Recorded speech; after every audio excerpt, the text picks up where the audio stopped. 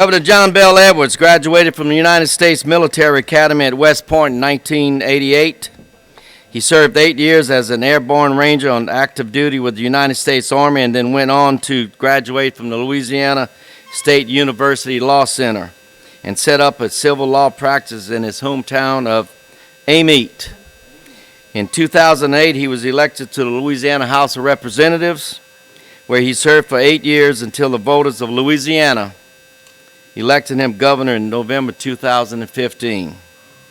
I can tell you that since he's been in office, he has helped rural water with funding for leak detection, energy conservation. So please put your hands together and welcome our Governor, John Bell Edwards. Thank you, Pat. Thank you. And what a great privilege and pleasure it is for me to be here in Lake Charles, because earlier I thought I might be in Baton Rouge at the Governor's Office of Homeland Security and Emergency Preparedness, trying to figure out how to respond to Hurricane Barry. But thankfully, he didn't drop as much rain as they had anticipated. But I want to thank all of you for what you do around the state of Louisiana every single day. And the Rural Water Association is incredibly important to so many people. Literally, when you add it up, there are millions of people around the state of Louisiana who depend upon what you do. And I want to thank Pat for his leadership of the Louisiana Rural Water Association. Thank you so much, Pat, for everything that you do. And the reason it's important, well, we all know it. Drinking water is one of the basic necessities of life. You don't live without it. And it's our responsibility to ensure that every citizen of our great state has access to safe, pure drinking water. And it should not matter what their zip code is. They ought to have that right to that water. And sometimes I think people take for granted that every time they turn that faucet, that water is going to come out. And they don't know what all goes into it. But you know what? You do. More than anybody else, you understand that clean water doesn't just magically appear every time we turn on the faucets. It takes skill, it takes work, it takes funding, and most importantly, it takes people like you, people who are committed to it. One of the difficulties we're facing right now is we don't have enough people who are getting into the profession of water management. One shortage that we have is certified operators, and that means many of you are spread thin out there. And I know how frustrating that can be. It's frustrating when you don't always have the appropriate resources to properly do your job. And there's not a single person in this room, including me and probably especially me, who wants anything to go awry on their watch. And yet your ability to perform your duties is limited by the resources made available to you. Well, let me tell you, I know how important it is what you do, and I know that you're under-resourced, and we're working to make that better. The reason we have to do this, about 58% of our rural water systems across Louisiana are at least 50 years old. And as a result, many systems across the state, especially in the rural areas, are in distress. In the past, problems were fixed by putting a Band-Aid on them instead of solving the underlying issues. And this leads to bigger problems later down the road and that are in fact more expensive than if we had just fixed them properly to begin with. Because once we get that far behind in proper maintenance, it's almost impossible to catch back up. We know it's always more cost-effective to maintain a water system than it is to replace one. And more importantly, we don't want to have to wait until there's an emergency to have the ability to address a problem. And really, that is why my administration, working through Toy Taylor, who is here with you today, created the Rural Water Infrastructure Committee. And that committee includes representatives from the regulatory entities, funding agencies, and key stakeholders. There are representatives from the Louisiana Departments of Health and Environmental Quality, the Delta Regional Authority, and Leslie is here today. And I'll tell you, Leslie does a great job working all across the state of Louisiana. Thank you, Pat, for recognizing Leslie.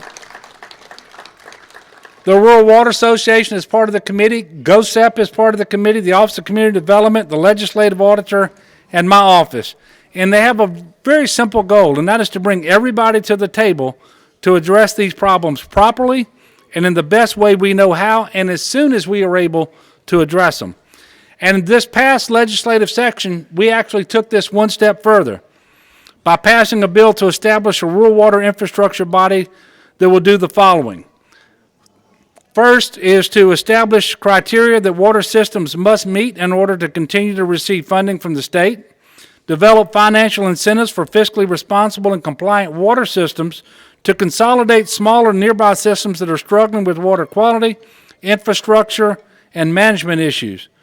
Create a mechanism for providing or recommending technical assistance to local governments and nonprofits to improve their infrastructure and bring them into compliance with all state and federal regulations. It also is working to establish and provide educational support to municipal and nonprofit boards in addition to operators, and also to establish a system for holding non-compliant water systems accountable by requiring a legislative audit along with more management training in combination with multi-agency inspection and enforcement processes. Now that's a lot, but what we're doing is we are trying to address more water systems earlier in the process and make sure that if we're going to invest money in a water system, that there is a good plan in order to maintain that system and make sure that they are collecting the revenue necessary to properly maintain it so that we don't have this revolving door. This is an ongoing effort. It's going to take some time, but I want you to know we are already making progress. And I also want you to know that we're also making progress in Louisiana and a lot of other areas. And I know these are important to you too. For example, thanks to Medicaid expansion, nearly 455,000 individuals, working poor people, have health insurance, and our uninsured rate has been cut by more than half. And while other states who didn't expand Medicaid saw rural hospitals closed by the dozens, in the state of Louisiana, we have not had a single rural hospital close its doors. Personal income today in Louisiana is at an all-time high and growing faster than the national average. The size of our economy measured by the GDP has never been bigger. Unemployment is at historic lows. State debt is declining for the first time since 2008. The $2 billion budget deficit that I inherited as governor and the bad budgeting practices that caused that instability are behind us once and for all. And we have worked in Louisiana across party lines and across parish lines to make the best investments possible for our future. And in fact, thank you. In fact, since January of 2016, we've attracted 161 new economic development projects that are generating more than 36,000 new permanent jobs, retaining more than 31,000 jobs, and the capital investment on those projects alone exceed $39 billion all across the state of Louisiana. And in this most recent session, we were able to pass a budget that I think the people of Louisiana can be proud of. It's a budget that gives teachers and support workers their first pay raise in a decade. And I talked to a bunch of teachers out here tonight, and I want to thank you for being educators. It's a budget that increases funding for the MFP and early childhood education. And it's a budget that for the first time in 10 years makes a net new investment in higher education. And I see a lot of you out there wearing your LSU clothes and other things. We need to invest in higher education in the state of Louisiana. We're doing that again. And by the way, that research, and I had some people with the LSU Ag Center and the 4-H program and doing research in this room. Research is critically important if our farmers in Louisiana are going to continue to be successful and competitive in the global market. So our momentum is real. I truly believe this is just the beginning, and I want to thank you for inviting me to join you tonight. But more than that, I want to thank you for what you do every single day, all across the great state of Louisiana, to make our state a better place to live, to work, and to visit. You all are responsible for making sure that one of the most essential, life-sustaining things that we can ever have is available to people here in Louisiana, and that's our water. And I appreciate it, and I want to tell you that. And Pat, I want to thank you for the invitation again to be with you. And next year, when I come back, I'm going to eat with you.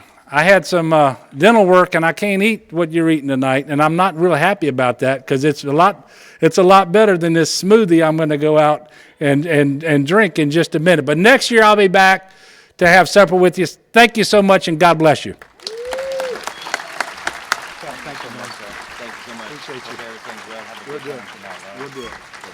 Thank y'all. He's going to make his details sad because they can't get any fried fish tonight. Let's give him a hand again.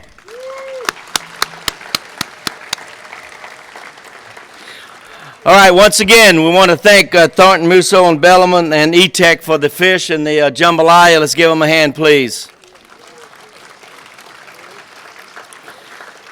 If you want to eat, there's still some food left. There's still fish left. Don't forget there's the, what's that company's name again? C&L is having the Las Vegas night upstairs on the second floor.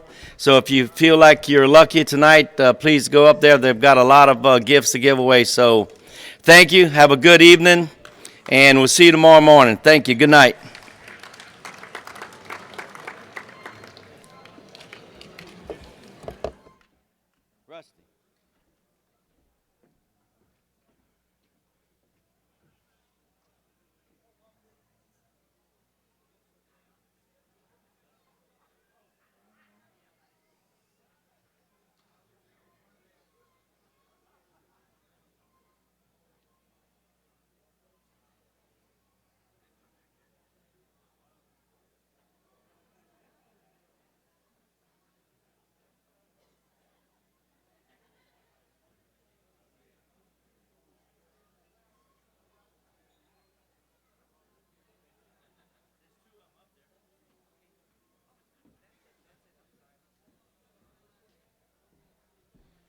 You want to take them with you?